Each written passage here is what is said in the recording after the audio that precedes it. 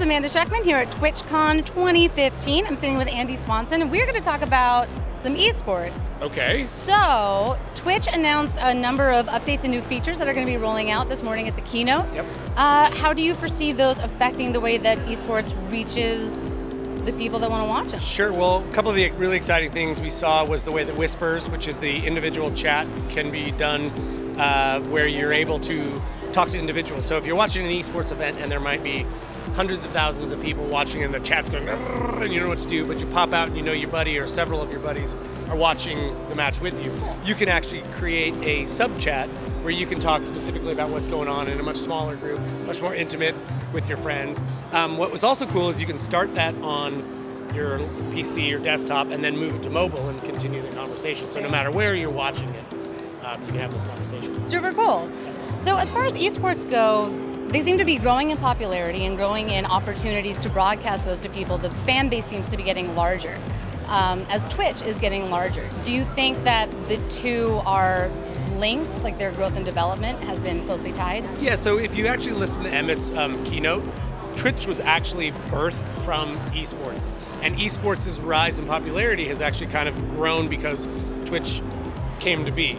We use the rise of poker, like being on television, to be a very similar analogy, which is like everybody used to play poker, but it wasn't until they invented the pocket cam where you could, as an outsider, watch what was going on that made it interesting for spectators. And then, of course, people would start to broadcast it. So Twitch was founded by these people wanting to watch other people compete in video games, and that became popular, and we became more and more focused on bringing that to the masses, and then we all kind of grew together. So yeah, there's definitely a history of the two of us. That's very cool. So streamers have these amazing followings, like huge numbers of followers when they're doing individual broadcasts. As far as esports goes, now that we have this sort of video on demand tool coming in, do you think it's going to change the way that influencers and streamers can hype their channel and hype their participation in these events? Sure, so something that's really great, and one thing about live that we love is the live engagement that's happening between the person that's broadcasting and people that are viewing, and that's something that cannot be replicated. But that being said, there's a lot of downtime when people aren't streaming live. So streaming 4 or 5 hours is a long stream on a daily basis, even if it's a couple times a week.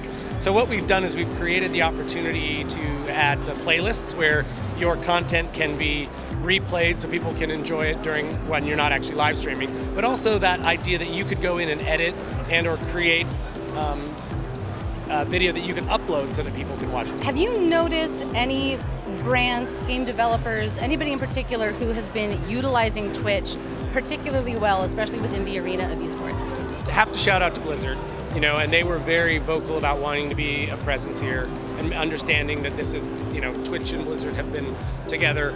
You see Heroes of the Storm, we partner, Hearthstone, StarCraft. Again, if I were to go back to esports, it's really StarCraft that really spawned the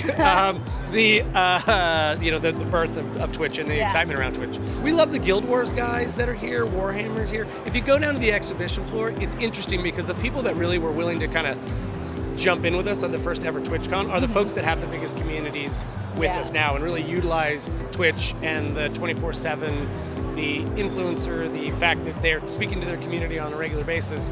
They were the ones that were kind of like no-brainer. The ones that we don't see, I think, are probably scratching their heads saying we might have missed an opportunity and we got to get ready for TwitchCon 2, whenever that may happen. Next year, coming at you, TwitchCon 2016. There you go. Round 2. Yeah.